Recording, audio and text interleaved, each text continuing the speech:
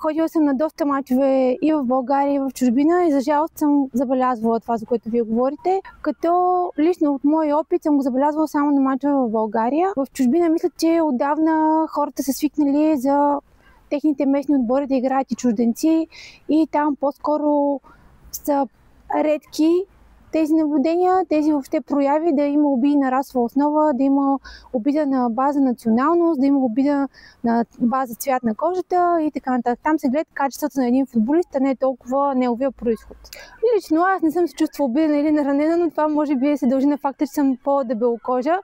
За сметка на това, че съм се чувствала подценявана, защото съм жена. В крайна сметка в България все още битува това разбиране, че жените разбират главно от готвене и от гледане на деца, не толкова от мачове. Не мога да кажа, че не ми се е случило да искам да вляза на терена и да кажа нещо на някой футболист, но не съм го правила, не ми се е случило наистина. Интересно, искам да разкажа един случай, който преживях на мач в чужбина. Решихме да отидем една група приятели, от което всички бяхме приятели и колеги, всички бяхме почитатели на различни отбори, но идеята беше да ни купят билети за агитката на Арсенал, което не се случи. Всъщност ни купиха билети за агитката на Фенербахче. И отивайки там, разбирайки за къде са билетите, шефа ми тогава на работа, който също беше с нас, той е даже от друга националност поляк, каза: не знам дали знаете какво случва в Турция на мачовете, трябва да си купим шалове на Фенербахче, да се подготвим предварително, за да не пострадаме. Купихме си ние шалове на Фенербахче, които продаха пред стадиона, непосредствено преди самия матч. Казахме, че видим ли, че феновете на Фенербахче се радват, радваме се ние, размахваме шалчета и така нататък. Но всички, наша цялата група, бяхме почитатели на различни отбори. Аз бях единствения почитател на Арсенал, другите бяха на Висла Краков, съответния ми шеф. Имаше на Манчестър Юнайтед, на ЦСКА, на Левски, въобще много разнородна група.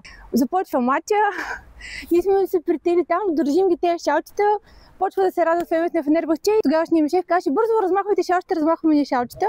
Случаите, в които съм била свидетел, тази агресия не е била проявявана спрямо мен или тези обиди. Ако спрямо мен има такова поведение, аз по-скоро ще си замълча и ще го преглътна на момента с цел да не ескалира цялото напрежение, да не вкарвам в някакъв риск хората, които са на матч заедно с мен. Да, определено се страхувам, особено за сина ми, който е изключително емоционален.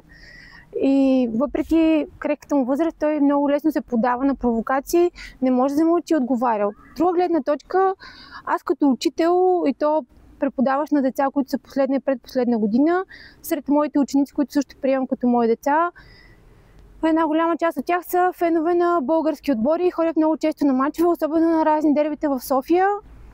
Не веднъж се е случвало те самите да бъдат забърквани в скандали, побоища, те самите да бъдат от страна на феновете, които упражняват насилие. Много се опитваме да говорим за тези неща.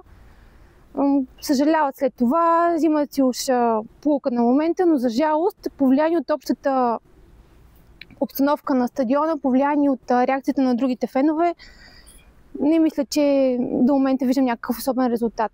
Трябва всички да си дадем добре представа за това нещо като общество, не само като футболни фенове, че има една страшно важна функция и това е функцията на влиянието. Благотворителността, моменти, в които се събират пари за една или друга кауза, е нещо прекрасно.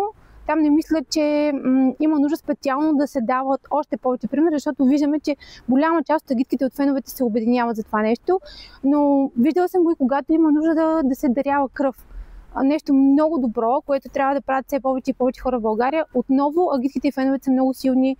Почистване на паркове, най-различни такива инициативи, при които самите ние инвестираме не средства, инвестираме времето си, инвестираме вниманието си, инвестираме най-вече нашите усилия да постигнем нещо по-добро.